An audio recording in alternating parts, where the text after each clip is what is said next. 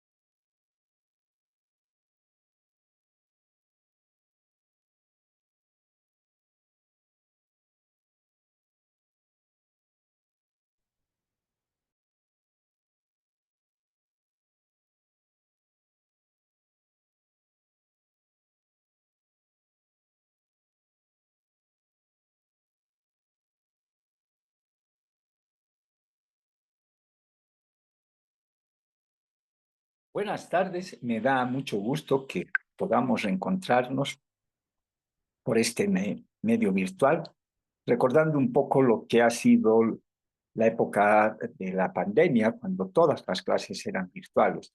Entiendo que ustedes no han, bueno, de repente en colegio han pasado clases virtuales, pero en la universidad no, y esto es bueno. Les voy a pedir que por favor pongan su nombre en el chat del Zoom. Ese es el registro de asistencia, ¿ya?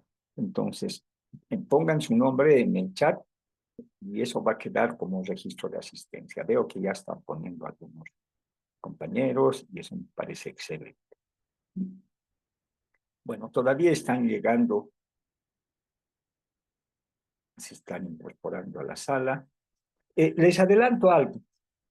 El Zoom ha tenido un gran éxito con esto de la pandemia y bueno, ahora creo que en la mayoría de las universidades de todo el mundo se utiliza el Zoom para dar clases, ¿no? Tiene más recursos, incluso el Google Meet y otras plataformas. Además que permite grabar. De hecho, esta clase se está grabando porque esa es la evidencia que vamos a llevar primero a YouTube y después al Moodle. Evidencia decía que la clase se ha realizado de manera normal, entre comillas. Sí, esperen un segundito, voy a cerrar la...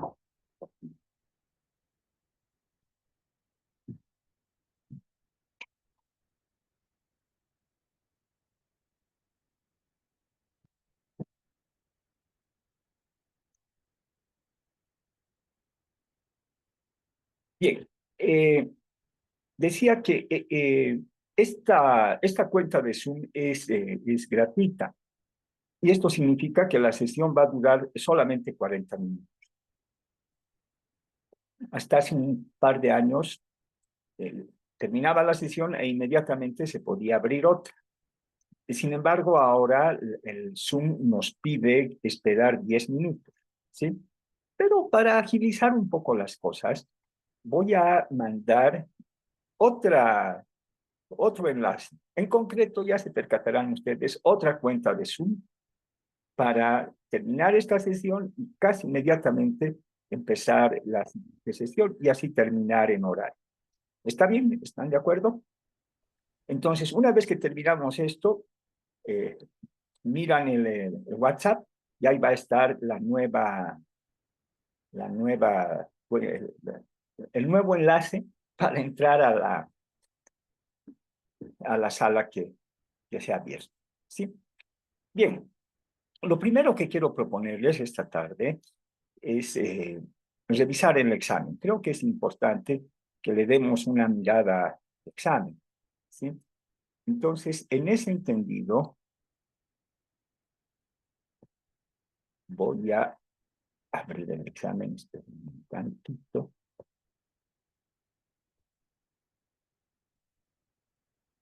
Ustedes se han percatado, ya están las notas en el sistema.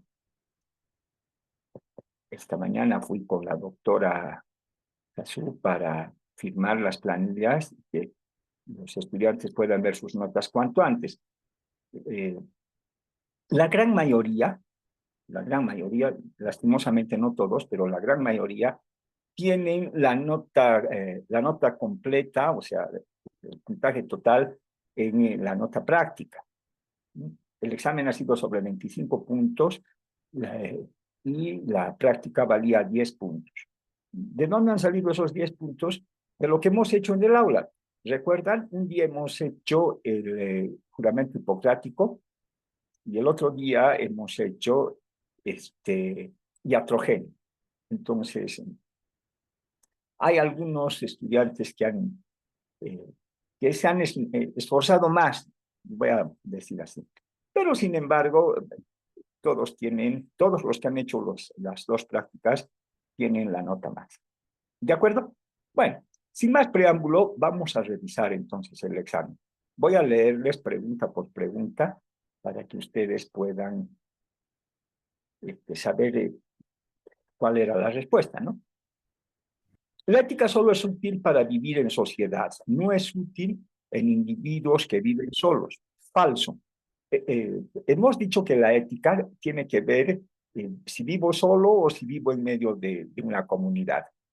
Con la moral pasa diferente. Puede ser inmoral salir a la calle desnudo, de hecho es inmoral, pero si vivo solo en el campo, qué sé yo, si camino desnudo dentro de mi casa y no hay nadie, pues no pasa nada, ¿no ven?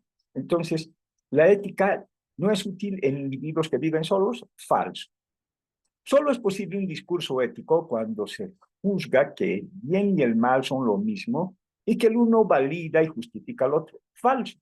Hemos hablado, ¿se acuerdan? El bien va más allá del mal. El bien no necesita del mal para validarse, para justificarse. Y una prueba clara es que si no hago el bien, no necesariamente estoy haciendo el mal.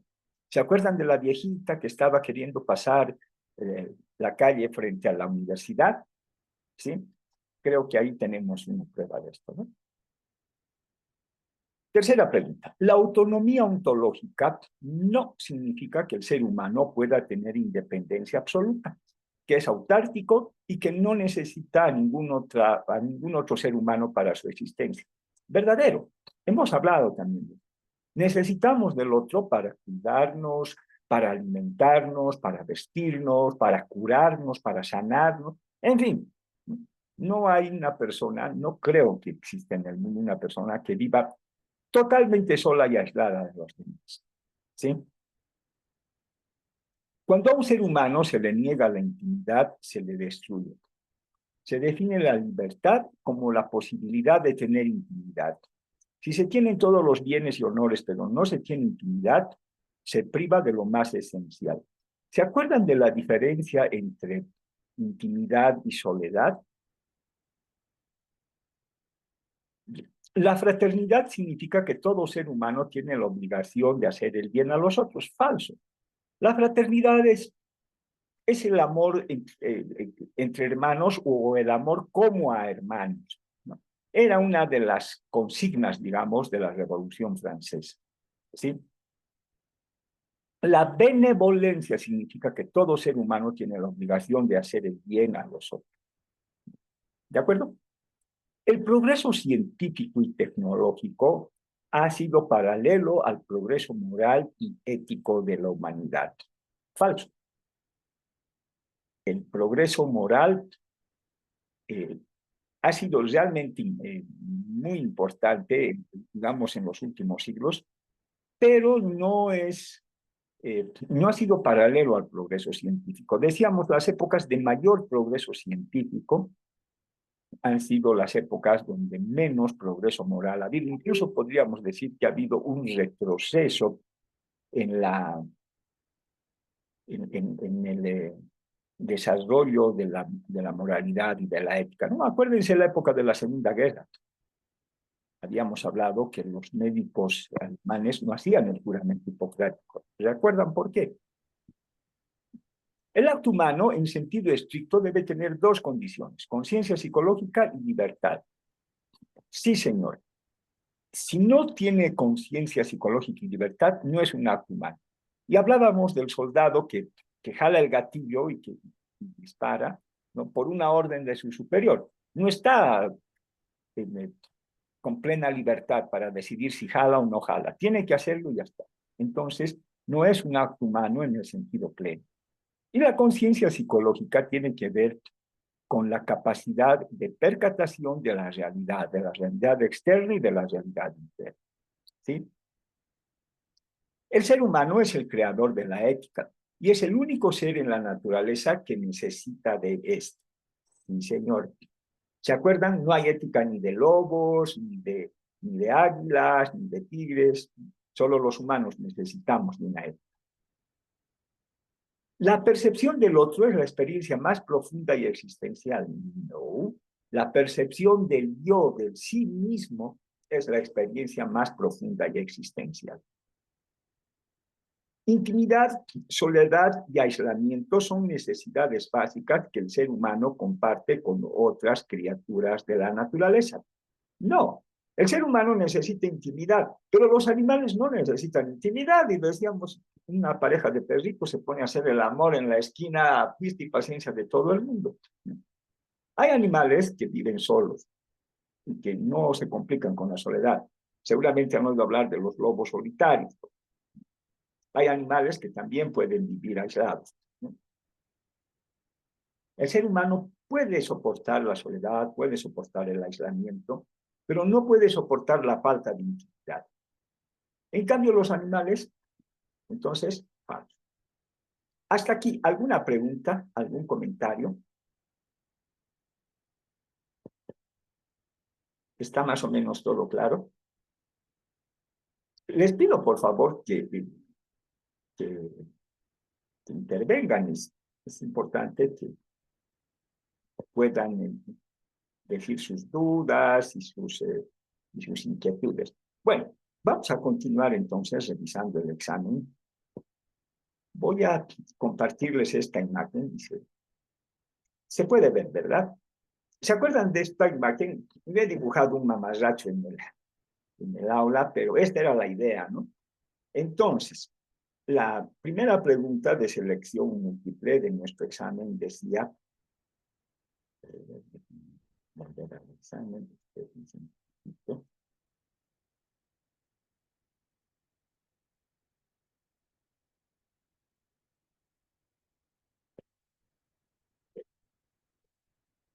¿con cuál principio ético se asocia esta imagen?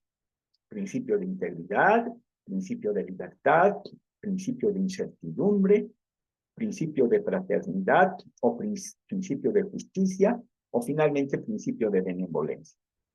Es el principio de justicia, ¿recuerdan? ¿Y qué dice el principio de justicia? Que a cada ser humano hay que darle según su necesidad.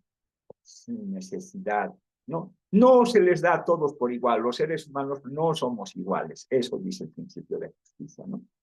Lo que sí dice es que tenemos todos los mismos derechos para realizar, para satisfacer nuestras necesidades y realizarnos como personas. ¿De acuerdo? Esa era la imagen que estaba en el examen. Siguiente pregunta. Cuando el individuo comete un acto inmoral, es natural que se sienta cuando él comete. Hemos hablado de esto. Cuando a mí me hacen algo inmoral, algo que va contra mis principios, cuando veo que alguien está haciendo algo inmoral, o finalmente cuando yo hago algo inmoral, ¿no? Entonces, en este caso, cuando el individuo comete un acto inmoral, es natural que sienta tristeza, indignación, vergüenza, frustración, resentimiento o culpa. Culpa. Lo natural es sentir culpa. Ya sabemos que no siente culpa, ¿no? ¿Se acuerdan lo que hablábamos al empezar el semestre? La capacidad de juzgar un acto humano propio o ajeno en relación a una norma moral es razón moral, conciencia psicológica, moral religiosa, moral civil, objeción de conciencia o conciencia moral. Es conciencia moral. La, la conciencia moral siempre está base a un principio moral. ¿Qué inconsciente eres? No has estudiado para el examen. ¿O qué inconsciente eres? Llegas tarde a clases. ¿Se acuerdan? ¿Cuál de los siguientes no es una característica que diferencia al ser humano de los otros seres de la naturaleza? Necesidad de intimidad, búsqueda de aislamiento, inquietud por el futuro, conciencia del pasado, exceder los instintos o capacidad de soledad. Entonces, ¿cuál de estas características no es exclusiva, no es única del ser humano? Capacidad de soledad tiene relación con la anterior pregunta, donde decíamos que hay animales que viven solos, ¿no? Como hay seres humanos que viven solos, ¿sí? ¿Cuál de los siguientes enunciados es falso? La ciencia es un fin en sí mismo, más que un medio para el progreso para el progreso del ser humano. Se justifica que si algo se puede hacer, se lo haga más allá de los reparos de la sociedad. Primera opción. Un médico que tenga la ciencia médica como fin y no como medio de servir a la humanidad es un peligro social. Segunda opción. La moral es anterior a la religión y se da en una sociedad aunque no haya un sistema religioso. Tercera opción. Hay varios casos en que las normas religiosas superan a las normas morales. Y finalmente, la última opción, la ley civil está por sobre la moral y por esto puede suceder que algo sea legal pero inmoral. ¿Cuál es falso? La primera, la ciencia es un fin en sí mismo más que un medio para el progreso del ser humano. Se justifica que si algo se puede hacer, se haga más allá de los reparos de la sociedad. Hemos hablado que la ciencia en sí misma no es ni buena ni mala. La ciencia es como la dinamita, ¿se acuerdan? La dinamita puede servir para construir una carretera, para hacer un puente o para cometer un atentado y matar gente, ¿sí? Entonces, ¿quién necesita ética? Es el científico. La ciencia tiene que ser un medio para el progreso del ser humano. Y finalmente, la última pregunta, ética y medicina. ¿Cuál enunciado es falso? La ética es una ciencia, pues es universal y además es producto de la razón. Sí, señor, es lo primero que hemos discutido, ¿no? El ser humano puede transgredir los instintos y no obedecer a ellos. El hombre es el único animal que puede tomar agua sin tener sed y copular sin estar en celo. He repetido no sé cuántas veces esto, que dice el gran filósofo uruguayo José Ortega y Gasset, ¿no?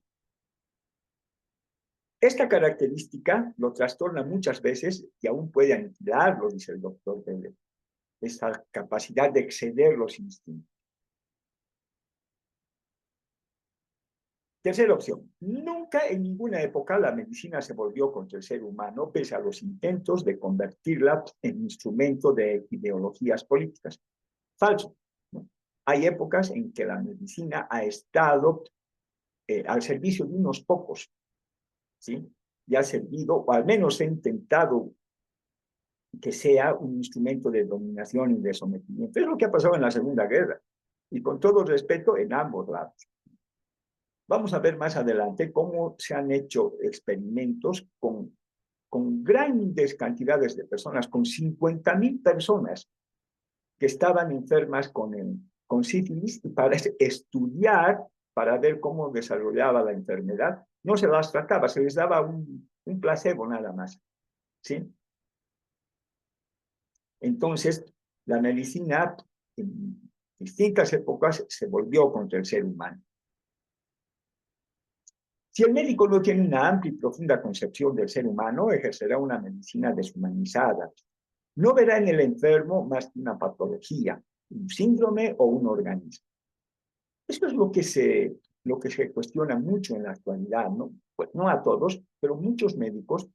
Se entiende la búsqueda de objetividad que tienen los médicos, no involucrarse emocionalmente con el paciente, pero a veces exageran, ¿sí? Entonces, la idea es que el médico sea muy humano. ¿Se acuerdan? El buen médico, bien preparado, que sabe mucho de su tema, pero a su vez el médico bueno, el médico humano, el médico sensible, ¿sí? Ese médico afectuoso que trata con afecto, no voy a decir cariño, pero que trata con afecto y con respeto a sus pacientes. El ser humano, la última opción, puede hacerse daño a sí mismo. La moral con sus imperativos ayuda para que el obrar tenga coherencia y sirva para el desarrollo del ser humano. Hace que la conducta sea acorde con la opción fundamental escogida por la persona. Bueno, ya hemos visto cuál es la pregunta falsa. ¿Sí? ¿De acuerdo? Bien, ¿alguna pregunta, algún comentario? Por favor, si hay alguna duda, pues intervengan sin más. Bien, les comento que las preguntas de falso verdadero, que eran 10, cada una valía a 2 puntos, entonces hay 20 puntos. Las preguntas de selección múltiple, que son 6, cada una valía 5 puntos. Entonces, ahí tenemos 30 puntos, 20 más 30, 50. El examen era sobre 50 puntos, que se dividen y se tienen los 25 puntos ponderados. ¿Estamos de acuerdo? Sí. Bien. Entonces, esa es la relación de los puntajes que se han jugado en el examen. Entiendo que hay algunos estudiantes que no han dado el examen parcial, ¿no? Y que ya tienen la papeleta para dar su examen adicional o extemporáneo. Vamos a dar el examen, es obligación mía tomar el examen, pero una vez que se restablezca, una vez que volvamos a la presencialidad, mientras haya clases virtuales, no es posible. Pero no se preocupen, insisto, es mi obligación tomar el examen. ¿Está bien? ¿Estamos de acuerdo? Bueno, hoy día están muy poco comunicativos. En el aula presencial hay mucho que hablar, pero aquí no. Bueno, decía, vamos a aprovechar esta clase virtual para ver un par de videos que creo que son muy pertinentes para nuestra materia, ¿no? De hecho, es uno de los temas que nos propone el doctor Vélez Correa en el texto, ¿sí? Entonces, les voy a invitar a que veamos un par de videitos y ustedes van a hacer un informe de los videos que vamos a ver, ¿ya? Van a hacer un informe que van a ponerlo en el Moodle. Ahora, me van a decir en este momento, ¿qué prefieren?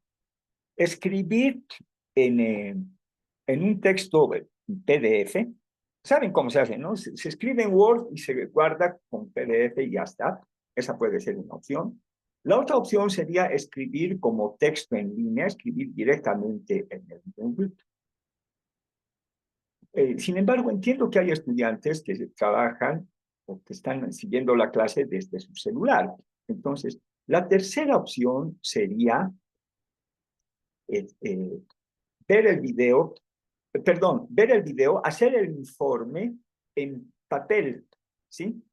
Y sacarle una foto y subir la foto al mundo. Díganme qué prefieren. Pero díganme, porque si no, nos quedamos sin saber qué. No, nadie me va a decir. A través de un PDF, doctor, estaría bien. PDF, doctor, sí, está bien. Muy bien, les tomo la palabra. Entonces, PDF. Son 2 videos. Uno es sobre el placebo y el otro es sobre el nocebo. ¿Ya? Entonces, aquí está el primero. El efecto placebo. Aquí va.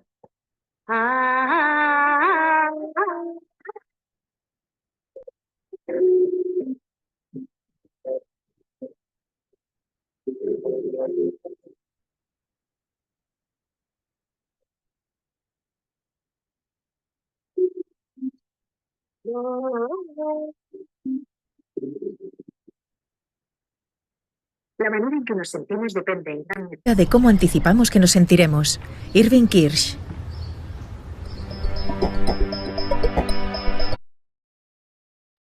Perdón, se puede escuchar, ¿verdad? ¿Se escucha el Sí, sonido? doctor. ¿Se escucha? Sí, doctor. Bien, gracias. Vamos a seguir. ¿Puede una simple pastilla de azúcar tener el mismo resultado terapéutico que un fármaco que ha costado años y millones de dólares en producirse? El efecto de un medicamento puede ser positivo incluso cuando es inerte, como una pastilla de azúcar, si el paciente cree que está tomando una droga terapéutica. Es lo que se conoce como el efecto placebo, del cual Punset habla hoy con Irving Kirsch, director asociado del programa de estudios del placebo de la Universidad de Harvard. Además, en su sección, Elsa Punset nos dará consejos para generar pensamientos positivos y para poder alcanzar los objetivos que nos proponemos.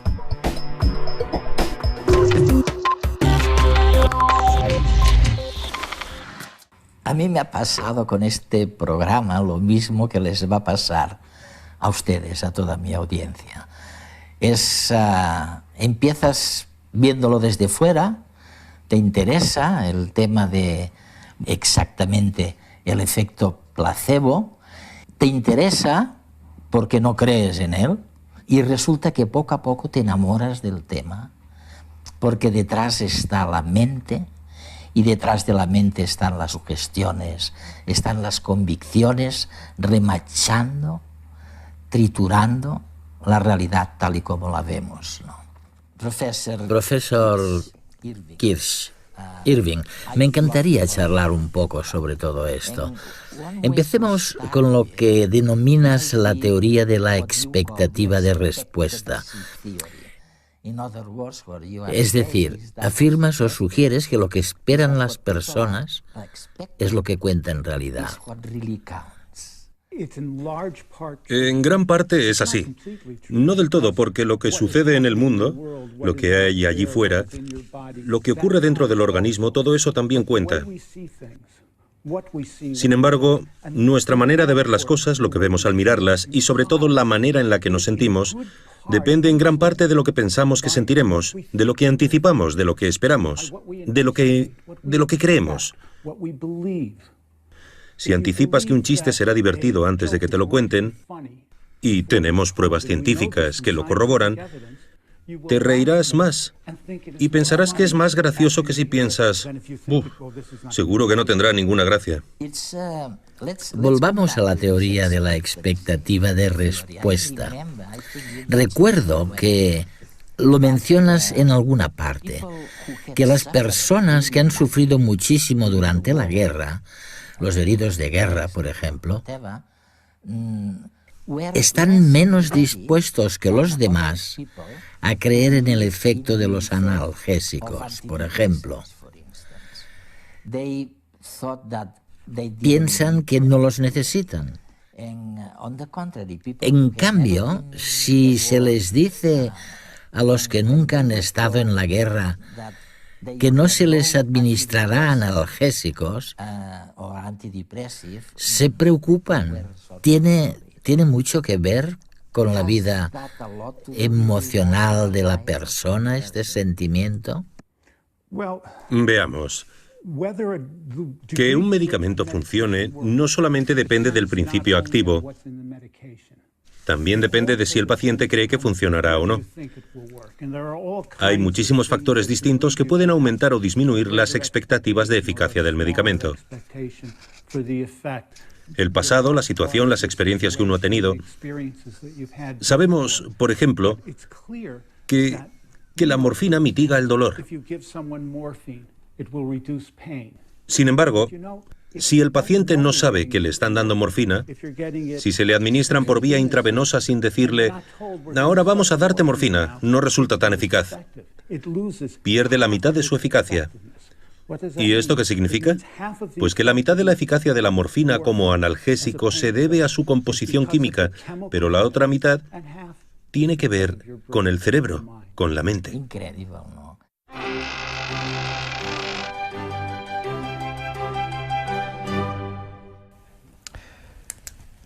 Durante años los placebos han tenido muy mala prensa. Básicamente se usaban para engañar a la gente. Doctor, no me encuentro bien. Pero, hombre, si le he hecho todos los estudios y usted no tiene nada. Pues es que yo no me encuentro bien. Es que Mire, doctor, es que no... Doctor, no me encuentro bien. Bueno, vale, mire, le voy a dar unas pastillas, estas pastillas, que seguro que le sentarán mucho mejor y no necesitará volver a verme. La palabra placebo viene de complacer en latín. Los placebos no son medicamentos reales. Están hechos de sustancias que no hacen ni mal ni bien, como una simple pastilla de azúcar. Pero la clave está en que parecen medicamentos de verdad, o eso le hacemos creer a la gente. Generalmente pasan cosas sorprendentes. Doctor. Pero bueno, hombre, usted otra vez por aquí. Venga a darle las gracias. Las pastillas que me dio me sentaron de maravilla. ¿Por qué hizo falta tanto tiempo para llegar a una conclusión tan simple como que había que analizar si el efecto placebo era real o no?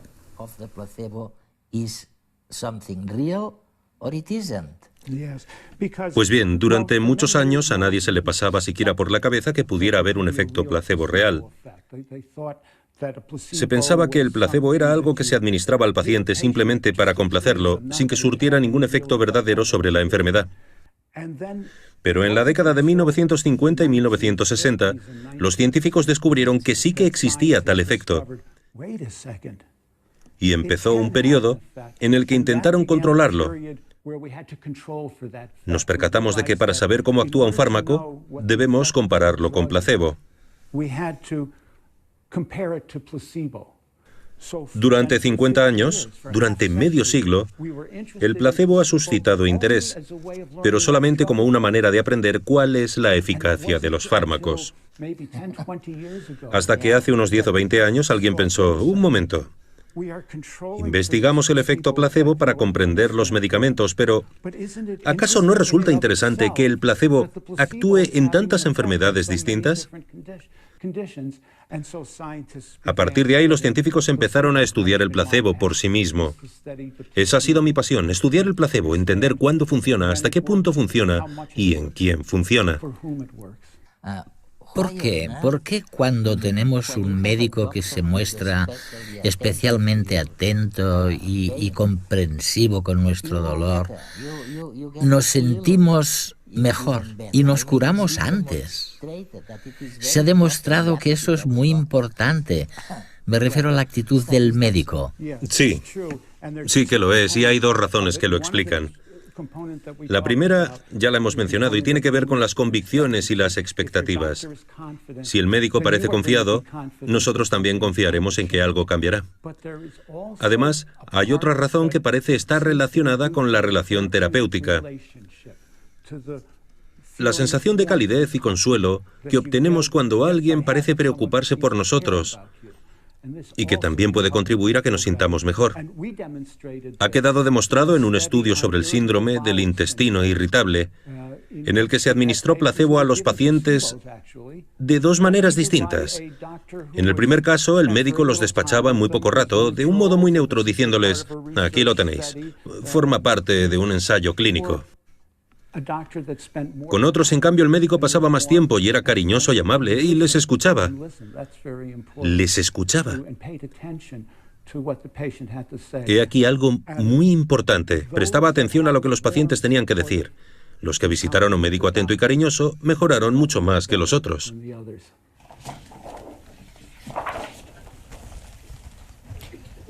Los placebos hacen que la gente se sienta mejor. ¿Pero el efecto placebo es solo subjetivo o realmente produce un cambio en el cuerpo? Para responder a esta pregunta, en la década de los 50, un investigador médico de la Universidad de Cornell hizo lo siguiente. Tengo muchas náuseas y vómitos, doctor. ¿Me puede dar algo? Es que me siento fatal. Por supuesto. Mire, le voy a dar este jarabe que en un momento le va a sentar estupendamente. Él no sabe que este medicamento no reduce las náuseas, sino que hace todo lo contrario. Sirve para producir vómitos. Vamos a ver qué reacción tiene el paciente. Ya me encuentro mucho mejor, doctor. Muchas gracias. Podría ser que tenga todavía las contracciones gástricas típicas de las náuseas y que el placebo solo haya modificado su percepción subjetiva, sus sensaciones, pero que no haya producido una mejora real en el estómago. Vamos a comprobarlo.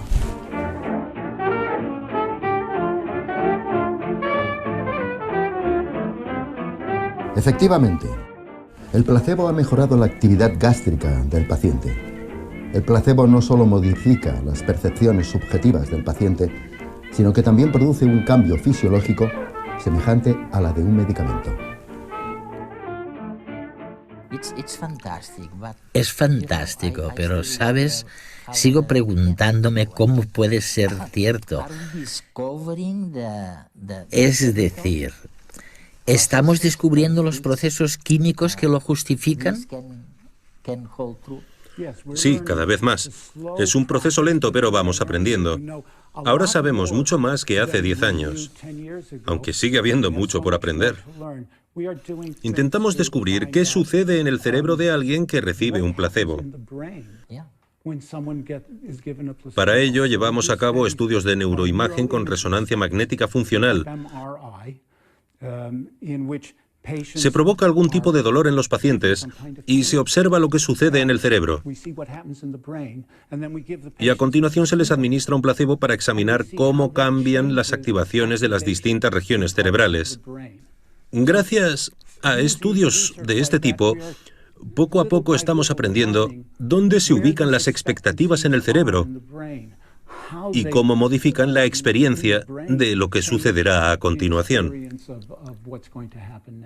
Bueno, lo primero que probablemente era necesario descubrir era la existencia de algún tipo de material interno, de una sustancia como las endorfinas, Sí. que reducen el dolor.